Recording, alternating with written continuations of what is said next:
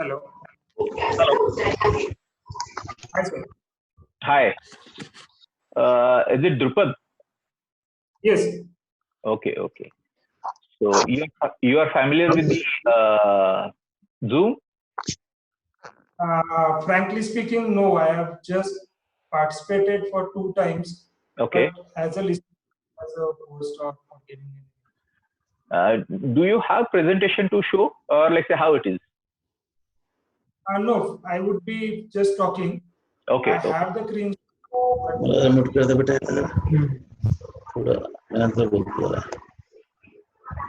Hello. Yeah, Drupad. Hello. Am I audible, Drupad? Yes. Yes, I am about. Good evening, Drupad. Yes, good evening, sir. Drupad, कसा आहेस तू? मजेत. Good. Thanks for your. Drupad, बहुतेक तुझं internet connection आहे ना व्यवस्थित? कारण काय आहे की तुझा आवाज डिस्टर्ब होतोय. नाही. परत त्याला जॉईन कर. 150 KB per second आहे. ठीक आहे. ओके. मला शशिकांत तुला माझा येतोय आवाज? हो, येतोय रे. जॉईन झाले. गुड. हॅलो. हा. Welcome.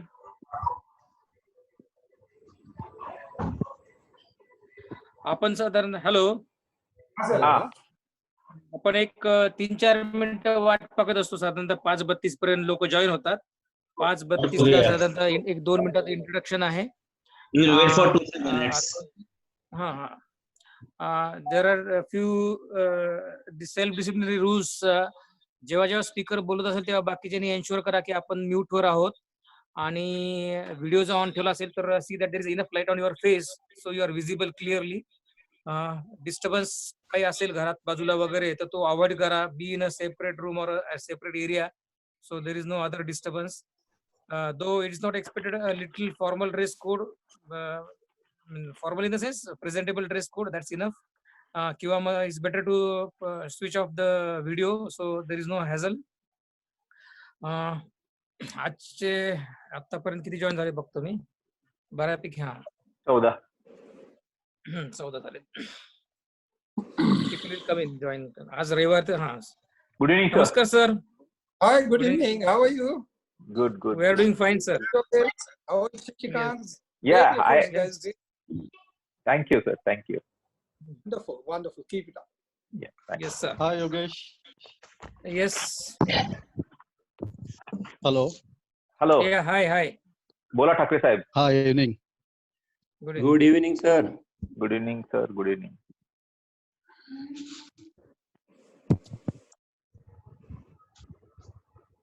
Yes. You can also listen now, but that's all. Video.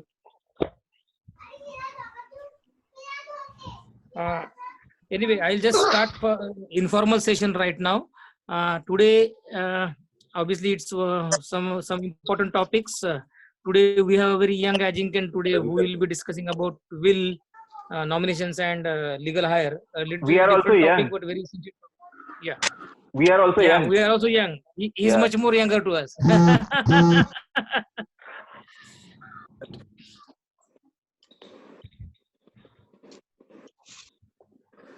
Am I right, sir? Sir, we'll wait for a few minutes. Yeah. We too are young, sir. Am I right? Yes. I am asking Maisale, sir. Okay. Yeah, of course. We all are young. Damn good initiative. I sincerely admire it and appreciate it. Thank you, sir.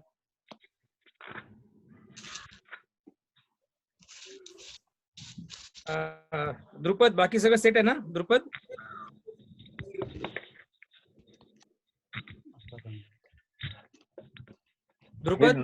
He is not audible yet. Drupad. Yes, sir. असं जरा जवळ असं जरा मोठ्याने बोल म्हणजे लोकांना Audible होईल. Okay, okay, no Ah. problem. No problem. या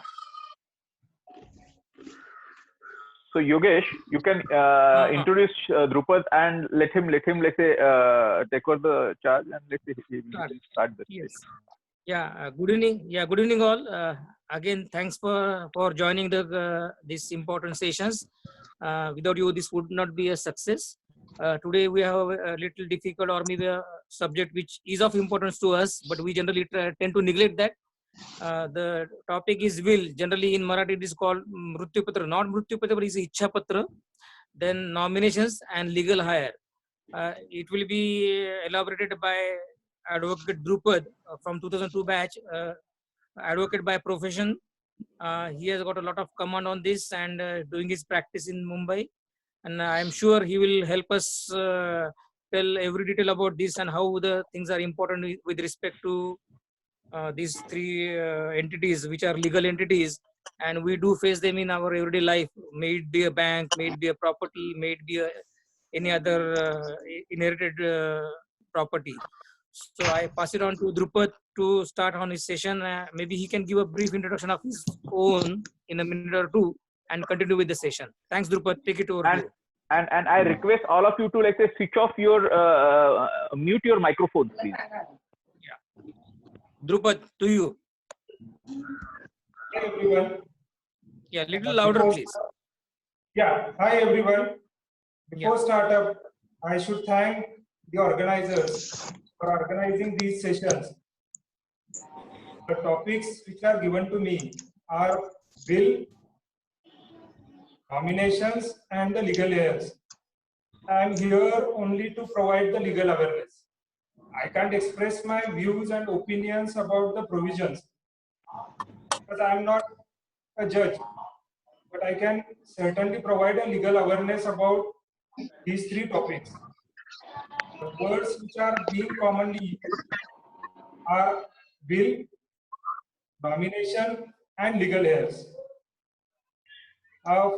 Before start, I should say that these all three topics of the will, nomination, and the legal heirs, it relates to a succession.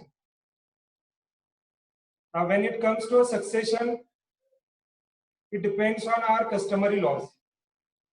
When it comes to customary laws, though we live in independent India, our legislature, that is parliament, the central government, at the time of independence, adopted few laws as it is, which were made by Britishers. Which are these laws, which are crucial for our today's subject? First is Indian Succession Act. This act was enacted in 1925, that is pre-independence, but for Indians. The second act or second law would be Indian Evidence Act, which was enacted in 1872, again by Britishers, but for Indians. The third is Muslim personal law, which is commonly known as Shariat law, again made pre-independence and which is adopted by Indian Parliament. The last law which we'll deal with is Hindu Succession Act, which was enacted just after independence in 1956. With this, I must say that I have great respect for all religions. It is nothing to do with any religion, but since the laws differ with religion, I need to deal with it separately. To give illustrations, for Hindus, there is Hindu Succession Act. For Muslims, there is Shariat law. For Christians and Parsis, there is Indian Succession Act. So three different laws govern three different religions. With this, I must start the first subject for discussion, which is called as a will. The will is known commonly in Marathi as Mrityu Patra or Ichha Patra.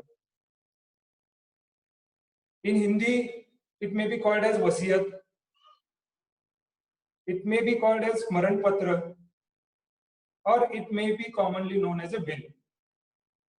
Now, what does the role which is to be played by this will? A willpower, there are two willpowers, I must say. One willpower which helps the man before his death, and one willpower which helps him after, or which helps his successors after his death. We are discussing about the willpower which will come into existence after the death of executors.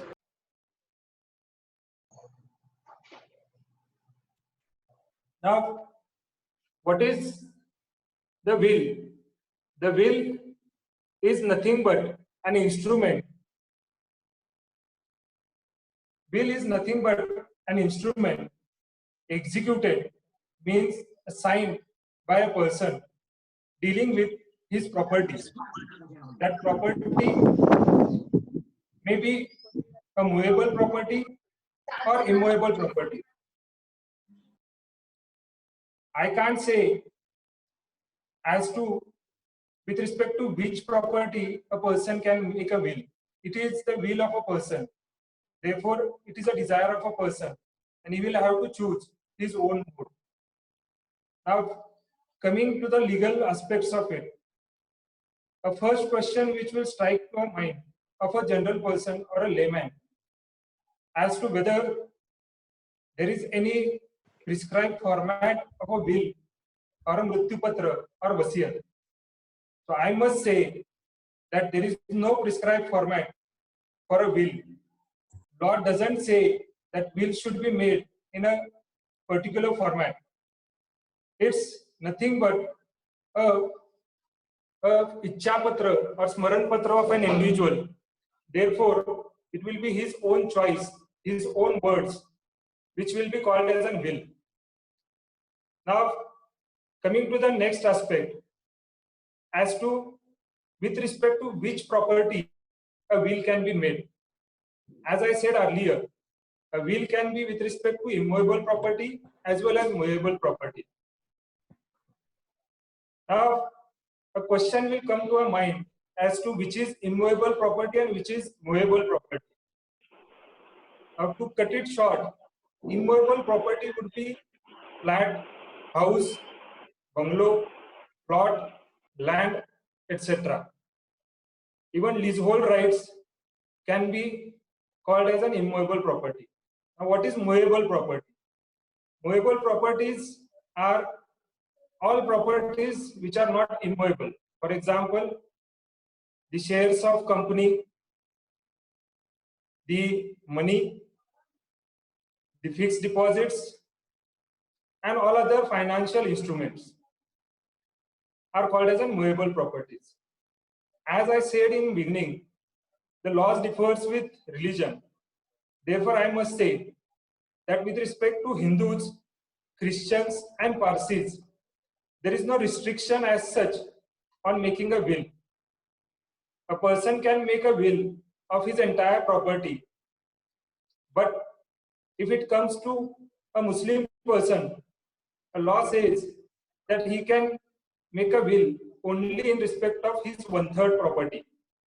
He can't dispose of his entire property by making a will.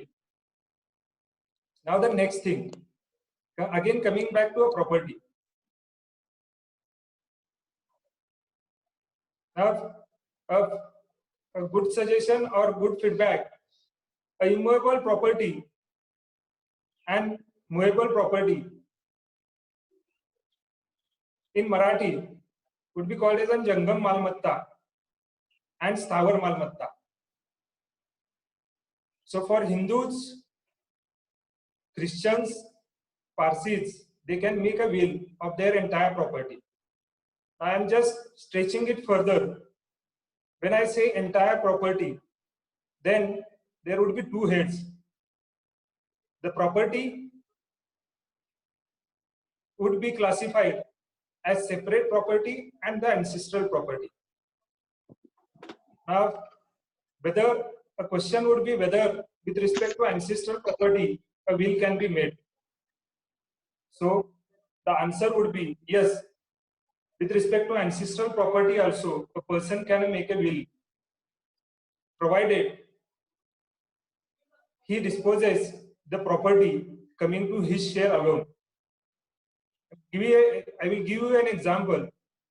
If a father has died, leaving back two brothers or two sons, and one of the son wants to make a will, whether that one son can make will of entire property or not. The answer would be he can make a will, but he can make a will only of a 50% property which has devolved on him. That 50%, he can say that it may go to XYZ, the person of his choice. Next question would be whether any legal requirements are to be followed for making a will. The law says, and the laws would be only two laws, the Indian Succession Act and the Evidence Act. There are only two provisions under these laws. Under Indian Succession Act, Section 61 and 68, and also somewhere Section 63, which says a will can be made by a person of a sound mind who has attained majority or the 18 years of age, who is in a position to dispose of his property. I used 2 or 3 words. First word was the person who is in sound state of mind. Now the person who is said to be sound state of mind, he can be said to be in sound state of a mind if he is not unsound mind, he is not undergoing any psychiatric treatment, he is not under any coercion, fraud or influence. Next word I use is the person who has attained the age of majority or the 18 years of age, meaning thereby every person, male or female, Hindu, Muslim, Christian, Parsi, who has attained the age of 18 years can make a will and dispose his property or make a provision for disposal of his property after his death. The next requirement would be that the will should be signed by at least 2 attesting witnesses. Now, what is called as an attesting witness? Now, the attesting witness means a person who has seen the executor signing the will. The executor signing the will can be called as a testator also. Now, the person who makes the will, he should sign in presence of the said witnesses, and those witnesses should also sign in presence of the testator. Now, the next proposition in law would be whether a will can be challenged in court of law. Answer would be certainly yes. Every instrument can be challenged in court of law. Now, if someone is desirous of having his own will, then he can have it in his own handwriting or he can get it typewritten. Then he need to have 2 witnesses on whom he is having a most trust and belief, and who the person is sure that these 2 witnesses will speak the truth after the death of executor. Next, the propositions made in a will or the provisions made in a will should be made in more simple language, unambiguous, without raising any difficulty while interpreting that will or any term of a will. A person can make a will with respect to entire property or part of his property. It is not necessary that person should give a will to The here only, a person by a will can give his entire property or part of property to a stranger, to a charitable trust, to a third party, or anyone he does like it. As per the provisions of law, a will comes into effect immediately after death of a person, meaning thereby immediately after death of an executor, the ownership of particular property will devolve on beneficiary. The recording of a name of a beneficiary to that property may take some time, but that recording will always relate back to the devolution of ownership. A person who is interested in securing a efficient execution of his will may appoint an executor also. Now, who is called as an executor? An executor will be a most trusted person of an executor, of a person who has signed the will. That executor can be called an administrator also. He can be called as an her hand also. Now, what would be the job of such administrator? He will not get any ownership, but it will be his duty to implement the intentions expressed by the testator.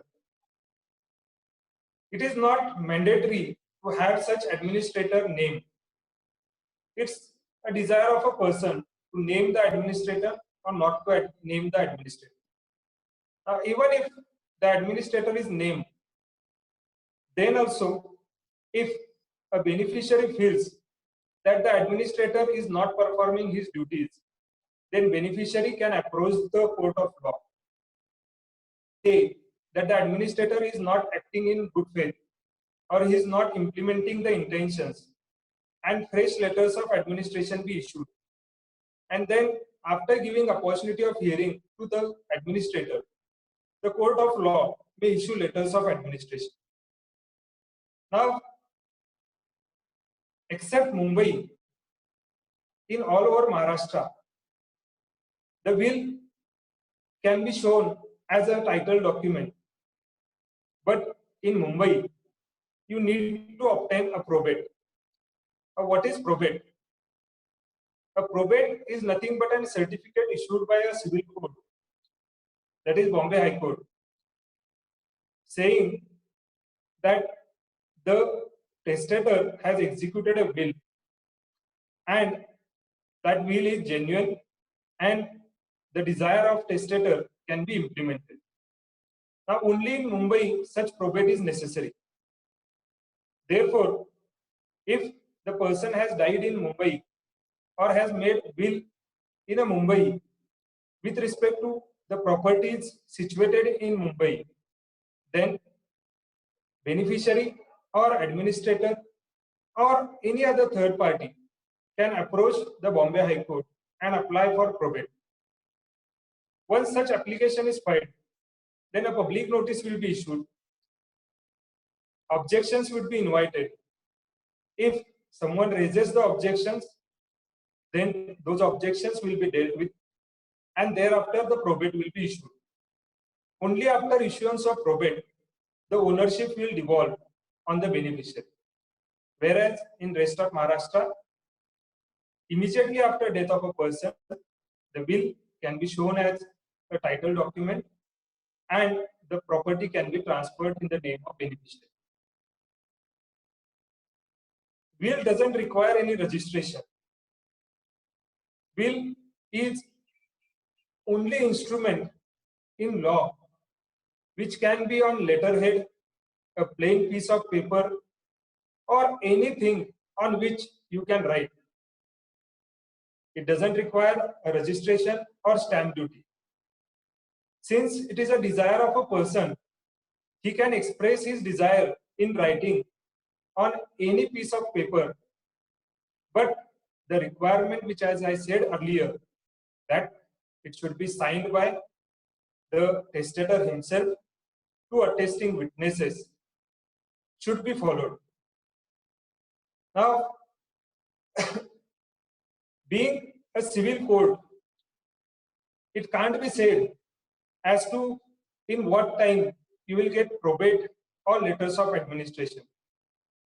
If we are talking generally, then a period of 6 months to 8 months is sufficient to get a probate from Bombay High Court with respect to a property situated in Bombay. If letters of administration is to be taken from the civil court in rest of Maharashtra, then again a 6 to 8 months time is sufficient. But as you all know, being the officers and the citizens of India, the civil courts are flooded with work. A few litigants do not wish to have speedy justice. Several modes are adopted to delay the trials, and it takes time. But if time is not consumed, all steps are taken properly, then period of 6 to 8 months is sufficient enough. Now, the next thing with respect to a will. A will, as I said, is one of the mode of succession, and it is a mode of succession which is chosen by a testator. He will give a direction as to in what manner his property should be transferred after his death. As I said, that it is one of the mode of succession. Therefore, at this place itself, I should also explain as to which is another mode of succession. If a person has not made a will, then the property will devolve on his heirs by a succession by law. Now, what is succession by law? It is called as an intestate succession. Now, what is intestate succession? As I said in beginning, and for newcomers, I must say that this has nothing to do with religion. The Britishers followed that they should not touch the customary rights or the customs, traditions which are followed in India. And therefore, they chose not to manipulate the customs which are being followed by different religions. And therefore, the laws were made in such a fashion which will adopt the customs as such. And therefore, these laws are called as customary laws. First, I will speak about the Hindus. Now, Hindus would include the Hindus, Jains, Sikhs. For these three categories, the law is Hindu Succession Act. So, if person dies without making a will, then his property will devolve on his heirs as per the provisions of Hindu Succession Act. Now, some question has come as to whether will override the nomination. I'm coming to it in next few minutes. Just I'm completing the modes of succession. Now, I'm on the mode of succession by law, that is intestate succession. If person is Hindu, that is Hindu, Sikh, Jain or Buddhist, then for him is Hindu Succession Act. And after death of a person who has not made a will, his property will devolve on his heirs as per the provisions. Now, just in few minutes, what is the mode of succession under Hindu Succession Act? The Hindu Succession Act was enacted in 1956. It was amended from time to time. Now, what was the position in 1956? The 1956 position was that the male heirs, or which is called as co-partnership, should take the maximum property, and therefore a lesser share was given to a daughter. Then the amendment came.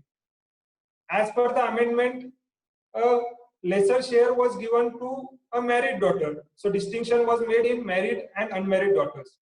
But recently, in 2005, a Hindu Succession Act was substantially amended, and daughters were given equal rights to that of a son. So Now, as of now, all sons and daughters take equal share in the property of a father. There are only two exceptions or two circumstances which are required to be seen. One is that in 2005, a father was alive, a daughter was alive, and the son was alive. Now, if after 2005, father was alive and his daughter was alive, then certainly a property will devolve equally on daughter also. Now, how this succession works? In Hindu Succession Act, they have made categories. Now, these categories are called as class 1 heirs, class 2 heirs, agnates, and cognates. Now, first is class 1 heirs. First, I will say all class 1 heirs will take property equally. Now, which are these class 1 heirs? Class 1 heirs are wife, son, daughter, and mother. I must repeat this because this is important. The class 1 heirs are wife, son, daughter, and mother. So there is no father. So father is not class 1 heir. So if a person dies and he is having a wife, children, and a mother, then wife, children, and mother will take equal shares. A father will not get anything as of a right under Hindu Succession Act. Now, Hindu Succession Act will apply to immovable property which is left behind by a person. Again, immovable property would be an ancestral or a co-personary immovable property. Now, why I am saying this? Because the Hindu Succession Act gives two separate provisions for the ancestral property and the private property or the separate property. Now, I'm just since I am short of time, I am jumping ahead to Muslim law. Now, under the Muslim law, there is no provision as class 1 heirs or class 2 heirs. There is no provision of ancestral property or the separate property. All take equal shares provided they are alive. Take a case that the father has died and his son has predeceased him. Then his grandsons will not get anything because the father was not alive. Now, next is Christian and the Parsis. For them, Indian Succession Act is there. There also there is no distinction in ancestral or separate property. All take equally, irrespective of their relation through mother or father. The next topic is nomination. Now, recently Bombay High Court Division Bench has ruled categorically the nomination does not give any ownership. Nominee will not get any ownership. Nominee will not have any claim on the property of a deceased. Then, what is the role of nominee? The nominee is nothing but a caretaker or a trustee. His job is to see that the property goes either to the heirs or to the beneficiaries under the will. If there is a will, then it is the duty of nominee to see to it that the property goes to the beneficiaries mentioned in the will. If the person has not made a will, then it is the duty of nominee to see to it that the property goes to the heirs which are defined. If the deceased was Hindu, Jain, Sikh or Buddhist, then the ownership will go to the heirs as per the Hindu Succession Act. If he was Muslim, then Muslim personal law. If he is a Christian or Parsi, then as per the Indian Succession Act. Then whether a nominee can say that he is having some right. If nominee is heir or beneficiary himself, then he can certainly say, otherwise no. With respect to the cooperative housing societies, there is an Maharashtra Cooperative Societies Act, under which there is a provision that share certificate should be transferred in the name of nominee.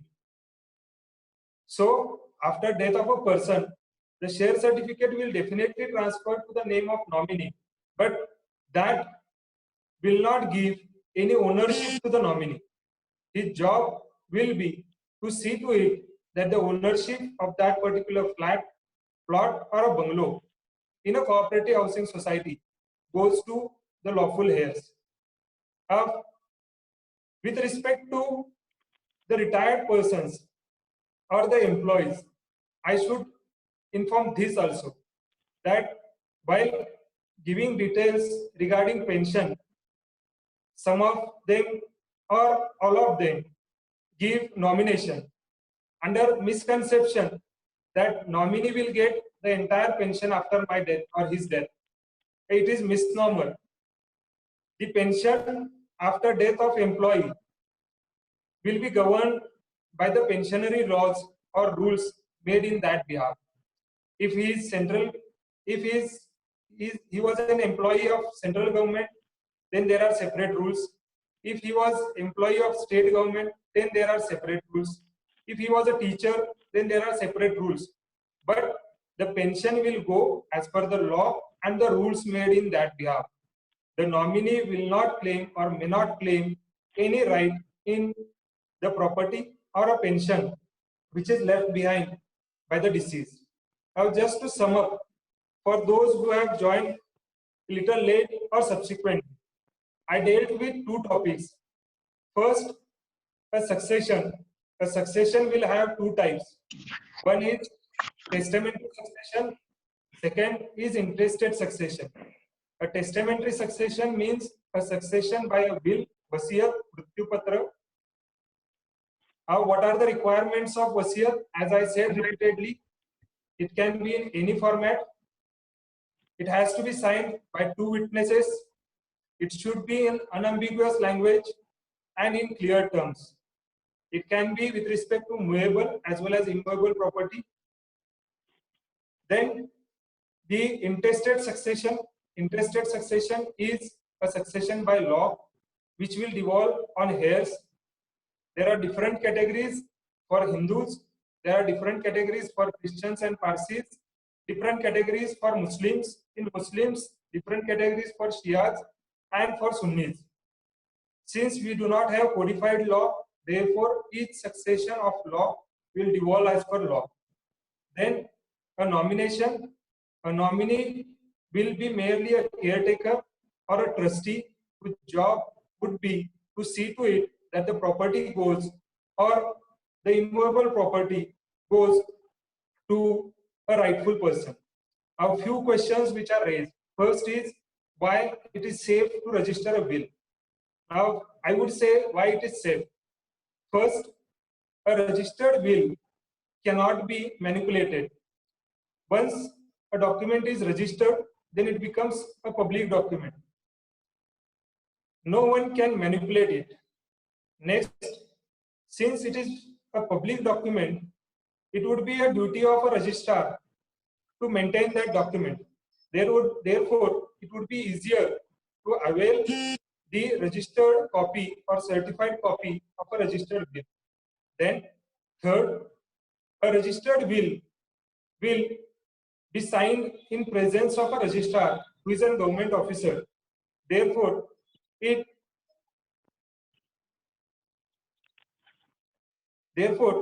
will be an instrument which will have a more sanctity. That is all. But it is not a mandatory requirement to have a registered will. One can have an unregistered will or unstamped will. If any questions are there, then I can answer those questions, because as I see, the time is 6 and 5. Rupad, I have one question. Yes. Yogesh here. Does will supersede the nomination? Yes, definitely.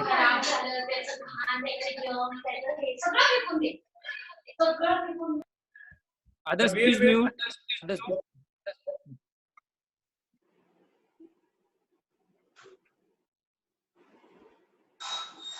What are the disadvantages of you are not audible. Sir, can I speak, sir? Drupad, Yes. yeah, go on. What are the disadvantages of not registering the will?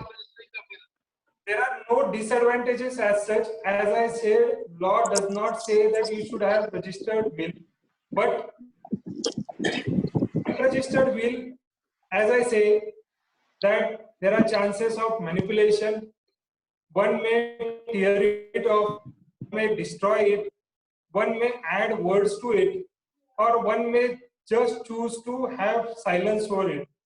If a person in whose hand that will is there, he chooses to keep silence about it, then that will not see a daylight. And therefore, it is not a disadvantages as such, but if it is possible, then I would say I prefer to have a registered. Sir, the reason being, if the person making the will doesn't want to disclose what he is giving to whom, then that is better not to register. No? It is now there are just two aspects to it.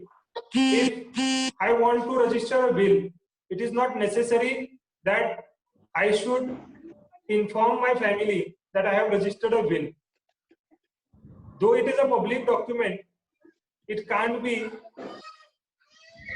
disclosed in newspaper or in public advertisement that such and such will has been Sir, registered. accepted, but in Therefore, small towns it is not possible to keep it a secret. Na? but it is, as I said, that first thing is to make a will. Now, the law doesn't say that it should be registered. Therefore, it is not mandatory to have it registered. It is up to your choice as to whether it is to be registered or not. It is optional, completely an option. I should say that this is the only which does not require a stamp duty or registration, and therefore a person can choose for himself looking at the scenario and the the relations which he is having with his family members. If they are sound, there is no disturbance as such, then you can go for a registration of a will. If looking at circumstances, if you feel that it is not, or it will not be better to have it registered, then you may not register. Drupad, I have a question. Drupad, Yes. Drupad, can a partnership firm or a company do will? No, sir. Only a living person can make a will. Okay. Because Okay, partnership, I think will never die. this would be the last question. Huh? This would be the last question for this session. Yes. Yeah, please. Okay, Drupad, okay. this is hello, Drupad. This is Just I Pankaj. must answer. Yes. My question is, like, you talked about nominations on movable properties like fixed deposits, bank account. So Yes. they have the concept of nominations. So is that Yes. different from the nomination that you said? No, same. No, it is the same thing. The financial instruments, the fixed deposits, and all other movables like shares have the nomination, but every nomination is there in same fashion. There is no distinction in nomination. Only an additional protection is given to the nomination in cooperative housing societies. Otherwise, in every nomination, the name of the role of nominee is that of a caretaker. Yogesh, Yogesh, I would request you to introduce the second speaker and give him the charge for the session. Yes. Yeah, please, we'll go to a second presenter now. Thank you. Thank you, Drupad. Yes, Yogesh, introduce second speaker. Yeah, I'll do that. Just Again, good evening again all those who have joined late. There is from 1988 batch, Sanjay Belulkar, truly a global citizen. He was obviously studying, he was in India till his education, then his first job was in Gulf, then he subsequently moved to Australia, and from Australia he had a some part time into India, and again back to US now, and a lot of studies on education as well as his own domain of data analysis. And his topic would be for today's data analysis in today's COVID situation and what the things would be. So again, Sanjay Belulkar from 1988-85 batch, I would pass it on to him to elaborate his subject for us to understand. Sanjay Belulkar, please. Thank you, Yogesh, and good morning, America. Good evening, India, and probably good evening, Australia and Southeast Asia. It's a very beautiful day today here, and obviously, I should also pass on a very happy Mother's Day to all of you. Please do wish your mom on this particular occasion. Thank you, and wish you the All same. right. So I do have a presentation. I'd like to share my screen. If you can please enable the Yeah. Just a minute.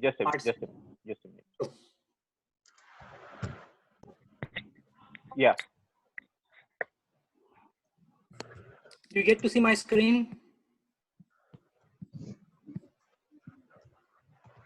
No. Yeah. You Not haven't yet. shared it. Not it. We can see. You can see? Yeah, we can see.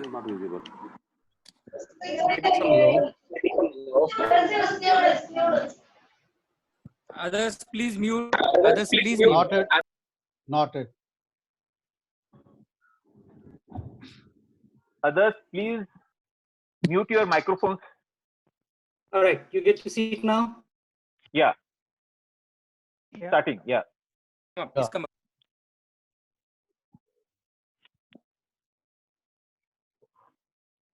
Sir, your voice is gone. No voice.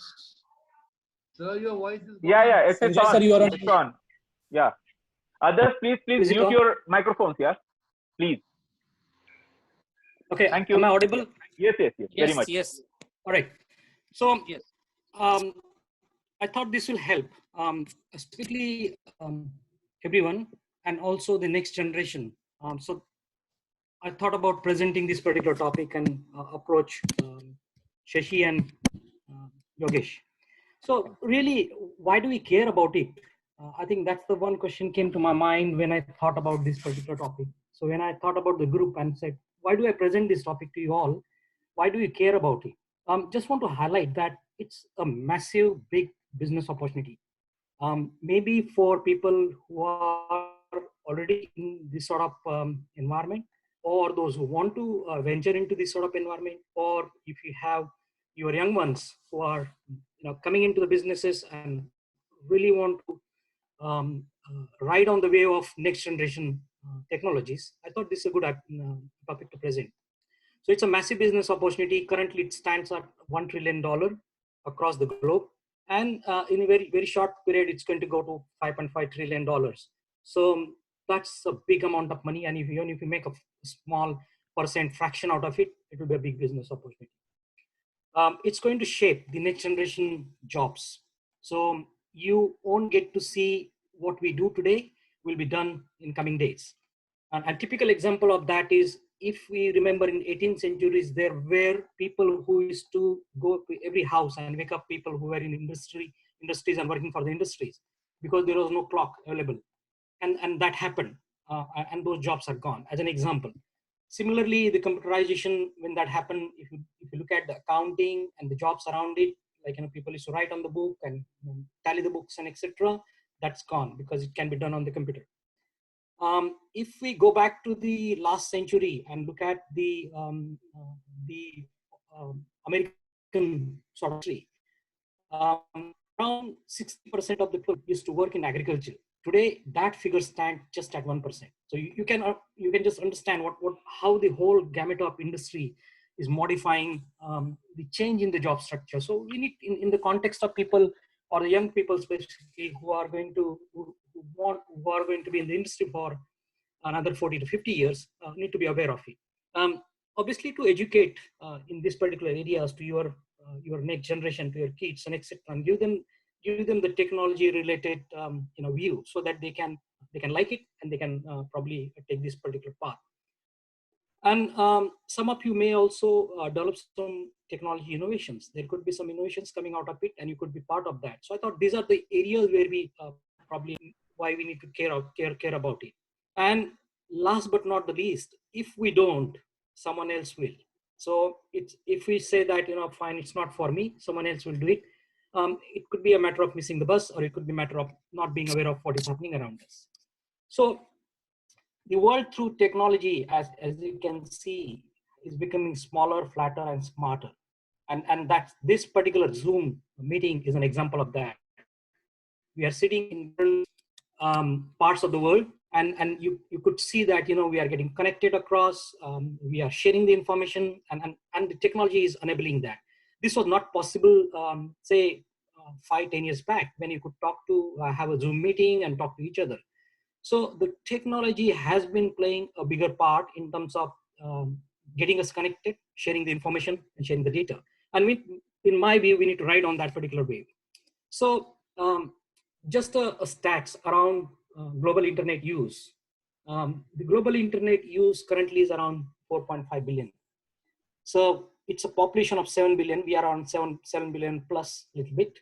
And what you get to see that around 4.5 already are hooked onto internet. That's a big number of people are already using the internet. And that's an opportunity for us to communicate across. That's an opportunity for people to share the information. That's an opportunity for machines to communicate with each other and with the people. Similarly, the global use of mobile connections, we currently have around 5.16 billion mobile phones. So something in your hand at this moment you can use and communicate with people. And probably some of you are looking at this particular video through your mobile phone. Some interesting information also probably need to share here, that when we talk about mobile, when you talk about internet, obviously you are sharing a lot of information about you, about your behavior, about your transactions, about your likings, knowingly, unknowingly on the internet. And those informations and those details could be used. They could be mined to understand what could be your next action, what customer is going to do next in terms of buying a particular product, as an example. And in India is not lagging behind. We are 1.37 billion. We are using around 1 billion is already using mobile phone in country, and around roughly around 700 million are using the internet. So the opportunity for India is also quite big. All this communication is happening today, and that can be tapped into. So coming back to humans and systems, we all are communicating with each other, and that communication is happening through internet, and that's happening through our mobile devices. So the artificial intelligence and data science, that provides an opportunity to harness this knowledge, harness our interaction, and derive. I don't know why this is going forward. It keeps on jumping. Sorry about that. But there is it provides us a mechanism to harness that knowledge. So just looking at rather than trying to get into technology and talk about it and give you the boring concept of coding and etc., and I just wanted to probably talk about the examples. So that look at the chess game being played by a world champion. You can't defeat AI. Similarly, if you look at the Google AlphaGo or even the cards game, the machines have gone to the level of accuracy that humans are not able to defeat them. Their algorithms are so strong. If you play with them, they understand in and out about the chess, in and out about all these board games where we are unable to defeat machine. Just as an example. And that's the power of artificial intelligence. If you look at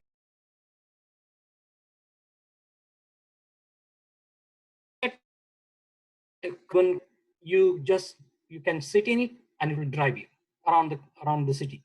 It has a mechanism to understand how far it is from other cars. It understands the speed limits of the road. It understands the fuel consumption. It understands when it needs to de-accelerate and accelerate. And you could just be sitting there and reading your paper, and it will take you around. I had a ride in Tesla, and I could see that it's able to navigate through lanes. It's able to maintain itself in a lane, and the whole car is driven on basis of the artificial intelligence. And that could only be possible because of the data which has been captured across of the drivers and the people who have been using different cars in earlier life. And as an example, Tesla don't call themselves as a car manufacturer. They call themselves as a data science and AI company. Because car manufacturing is happening across the world. Everyone can manufacture car. It's not a big technology. But what is happening is in terms of how you make it autonomous, how you make it self-drive. And that's where they are putting their AI and data science, and obviously other people are following through. So through AI, that's happening. If you look at the Fitbits or the iPhones or the iWatches and etc., Fitbit has already collected trillions of data through the streaming of when the people are using it. So someone is going to have a heart attack, and that's typically because of the behavior of your pulse, which is captured by the watch and communicated across to the organization and told that there is a problem. There is someone going to have a heart problem. Similarly, if someone is pregnant, even before the person knows, the watch can pick it up and it can be taken back to the system, and system can predict and communicate it back to whoever it's required. Similarly, this situation of heartbroken or fever. So these are possible things. These are happening in the industry, and it's going to shape up the way we are going to be looking at next generation jobs and the processes and the people, including the health science, for example. It's going to move purely from being, I want to go to doctor to vis-a-vis to doctor will come to you and tell you that you have a problem. You need to do something about, for example, you are going to get a heart attack. They will send an ambulance to your door before you get to know that you're going to have a heart attack, so that you can be picked up from your home and taken to the hospital. So this is what is the power of artificial intelligence and the way it has been shaping up. The face recognition, if you are aware that when you walk across the airports, and specifically in the Western world, you are captured on the video cameras and you are identified. Today, we can identify a person walking on a street or walking in the mall or walking in the airport premises to understand who that particular individual looks like. Obviously, it's happening through the technology of image recognition, where the videos are able to capture the image and then analyze it and match it with the database repository which people have, and then on basis of that recognize. But the AI plays a role in terms of putting the algorithms in terms of recognition, because you could have aged, you could have gone a little bit tan because you have been out in the sun, for example, etc., etc. And those algorithms are helping to predict and ensure that you are accurately recognized. So what does that mean? That means, for example, if someone is going to a casino and want to play in a casino, the minute he walks into the door, walks through the door, he is recognized. The customer profile is already available. He is known that what type of machine he goes and plays his games on, is known in terms of how much money he spends. It's known that how much of what he likes and etc.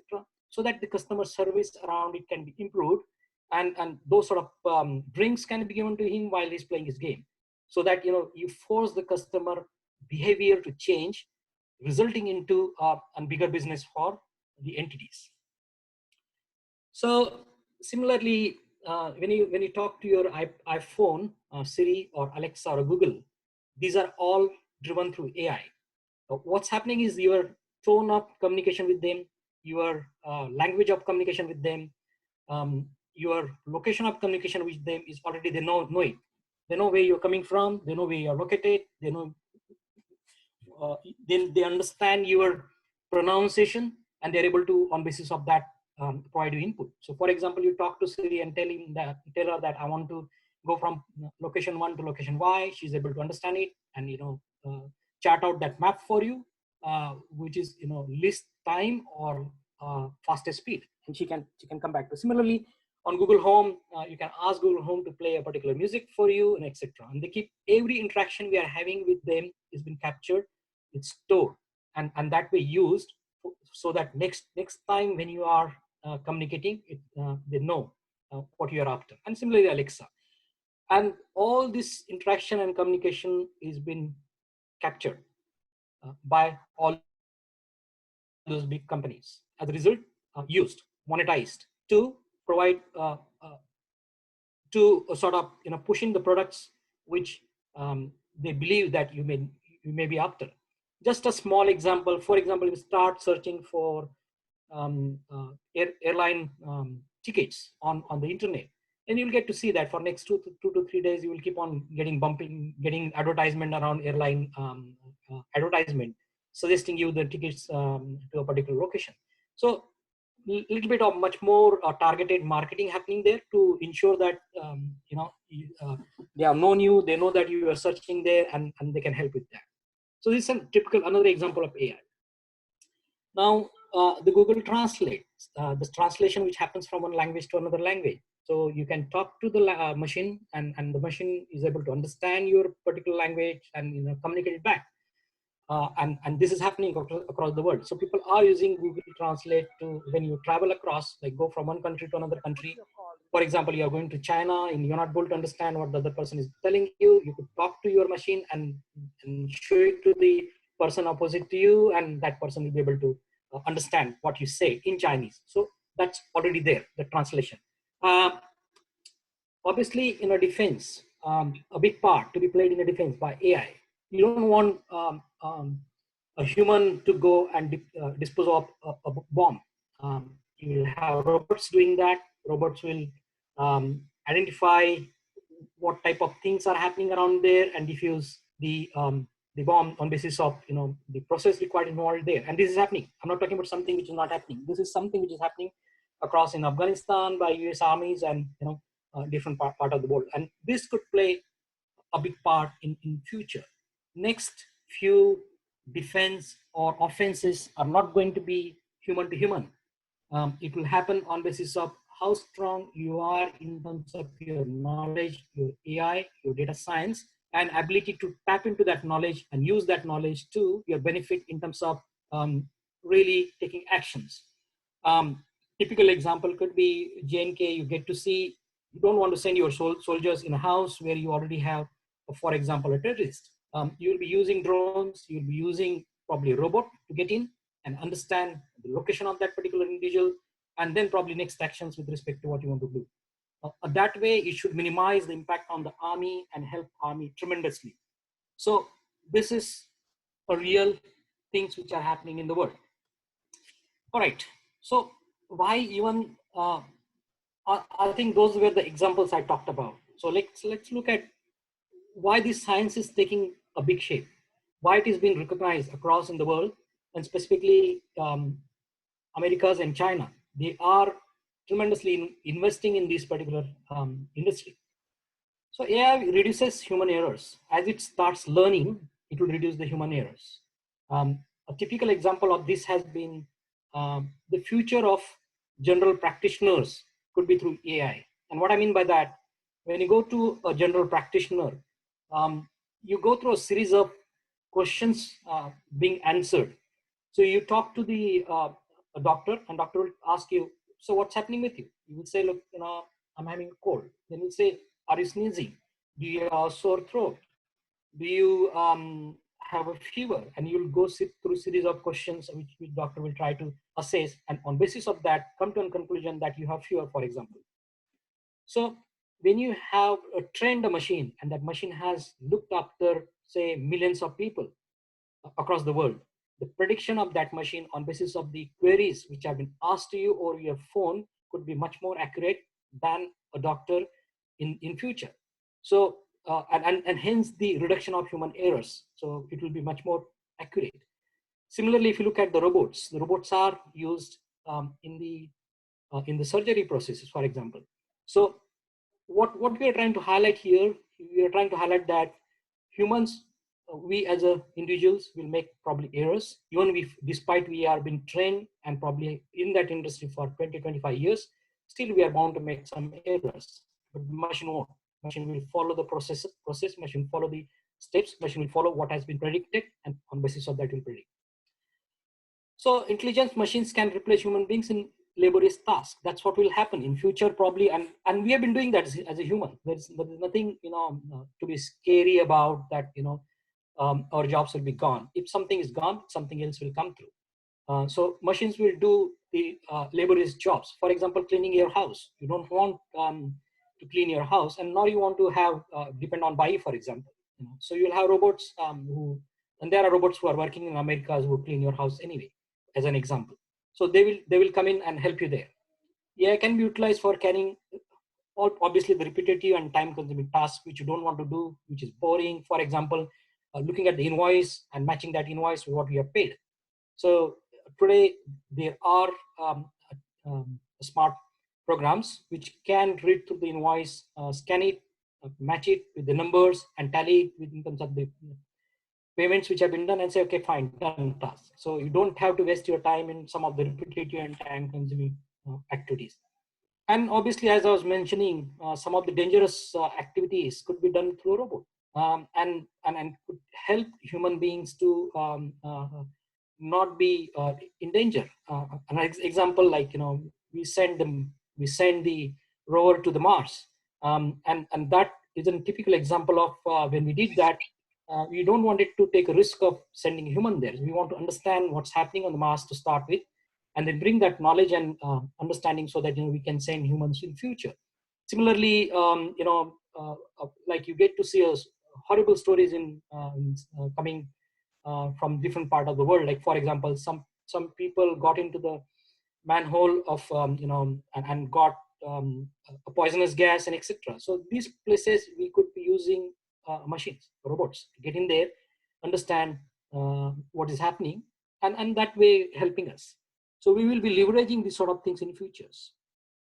So obviously, why? What is the AI? Now coming down to the AI, what exactly it means, and then probably I'll go to the slide of what's in it for us. I think I did talk about that. What's in it for us? So it's a machine behaving like a human and solving the human behavior. Behavior related and problem solving skills. So it has the problem solving skills. It is imitating intelligence around it. So that's what the machine artificial intelligence in very simple language it means. We do have programs today, and those programs are structured in a language to take particular steps. Like for example, if this happened, then next, then next, then next.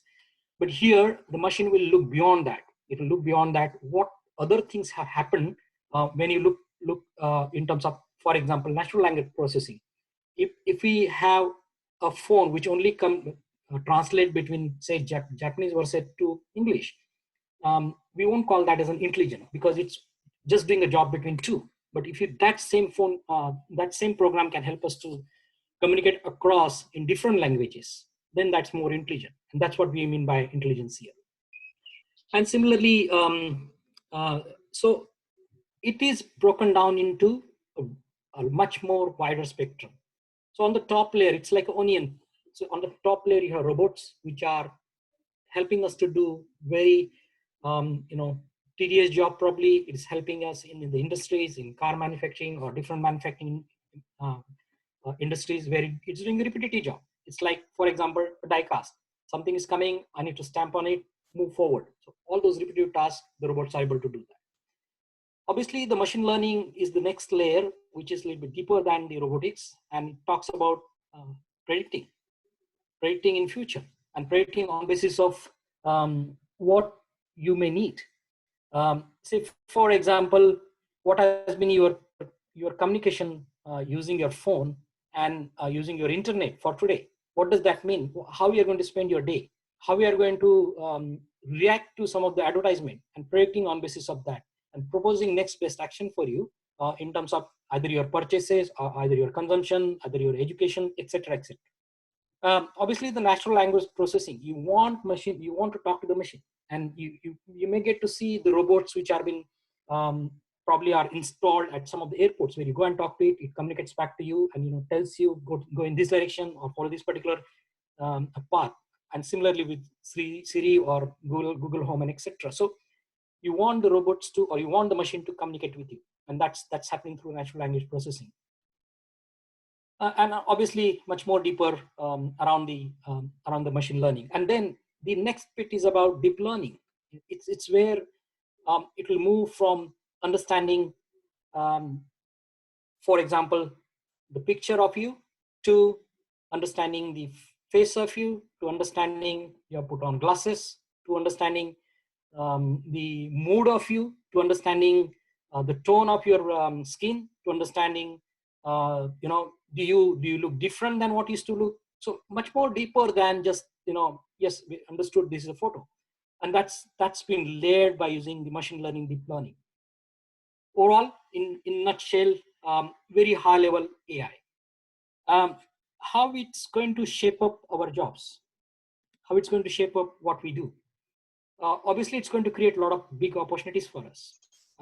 If you look at the 20th century, and when we talk about computerization, many people at that stage said that, look, the computerization is going to take away many jobs. And it did. It did take away many jobs in terms of accounting and some of the things which we used to do manually.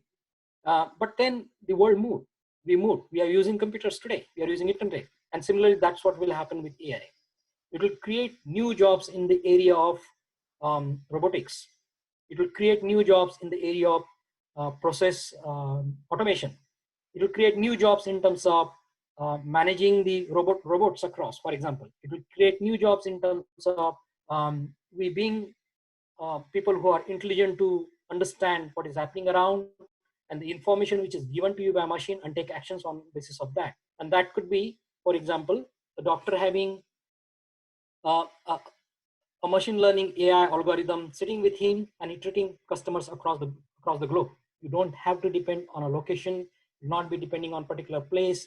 You can, if you are a subject matter expert in particular area, you'll be able to stretch yourself across the globe and communicate with rest of the world and provide them your expertise.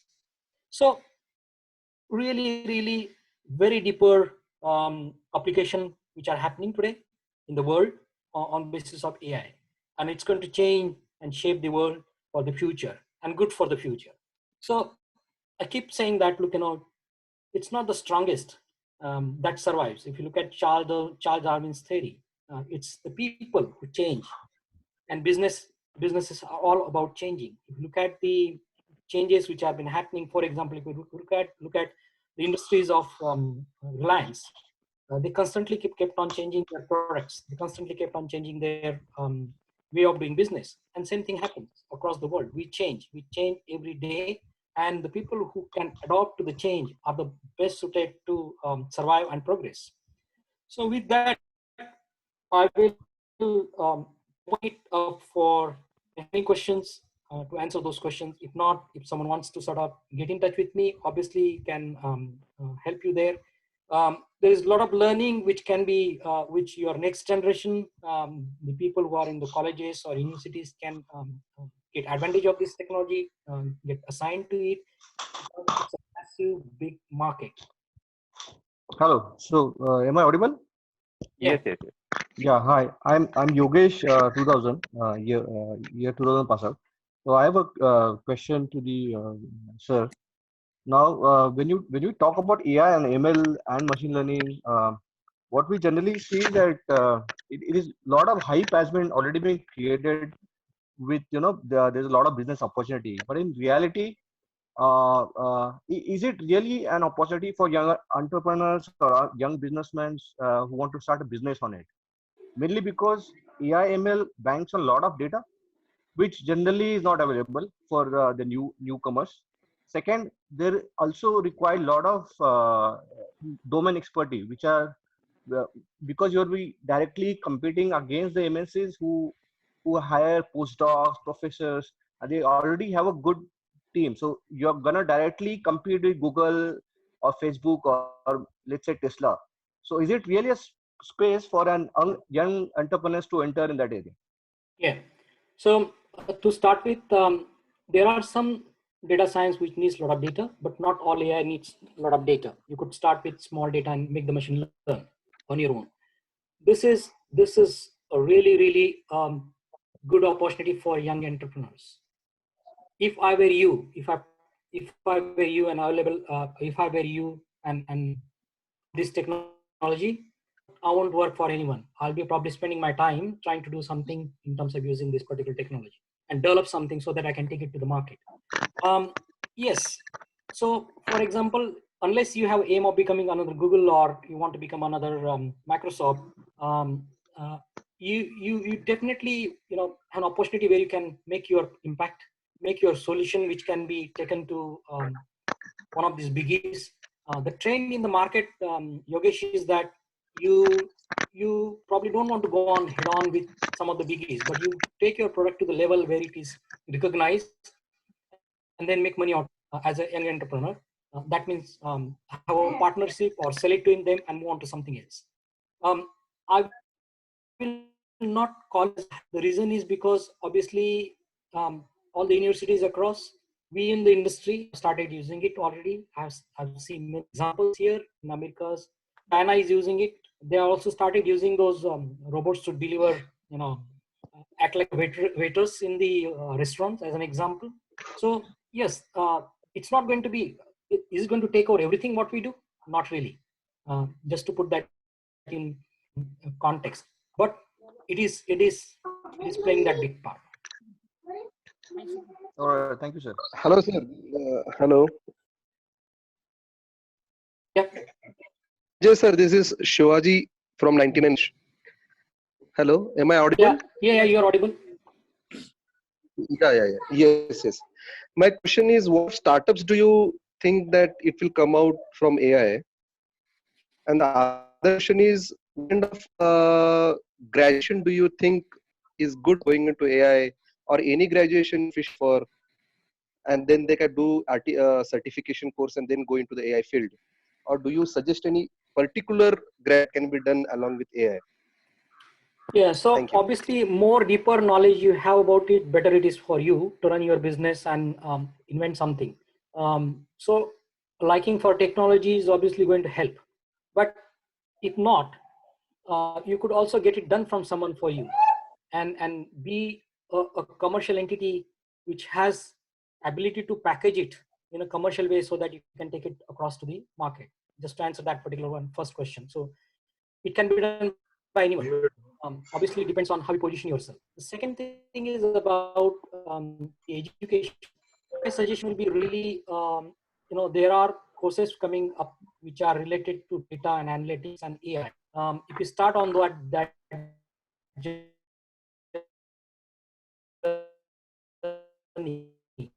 you have to place already learn about how to mine the data, how to etc. If you have someone who wants to learn about it, my suggestion would be to and those things are offered in India also. The IITs, and if you look at some of the RAC, they already started offering those sort of courses. And many of these things can be self-learned. So for example, people like us, you all can go to Microsoft Azure. Microsoft Azure offers $300 free of lab and platform, which you can register on your private email and explore the whole gamut of data analytics, machine learning on that. Similarly, Google Cloud, similarly, Amazon.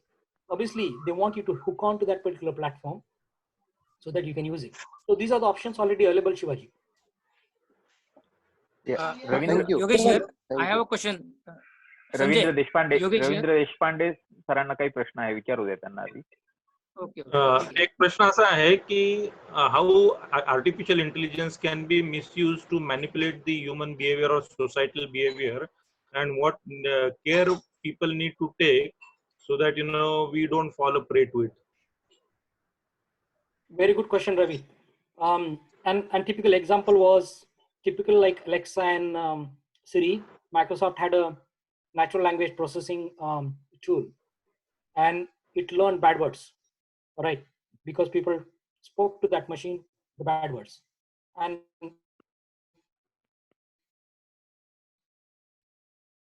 it will be very fast to achieve some time. Right? So yes, it can be misused.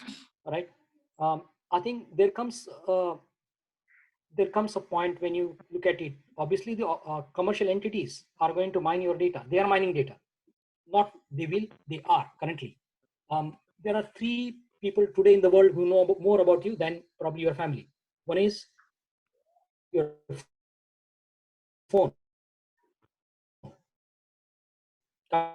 company, browser, and internet provider. So they know more about you, your likings, what you have been, your dark side and your bright side, both. Right. So that can be misused, for example. And if you look at what some of the high-end people are doing, like China's and etc., why they are rapidly moving into this technology. The reason is very simple. Next superpower will definitely will like to be the service provider or someone who has a much more control on AI, as an example. So that's there are also ethics which are being defined and standardized to manage that.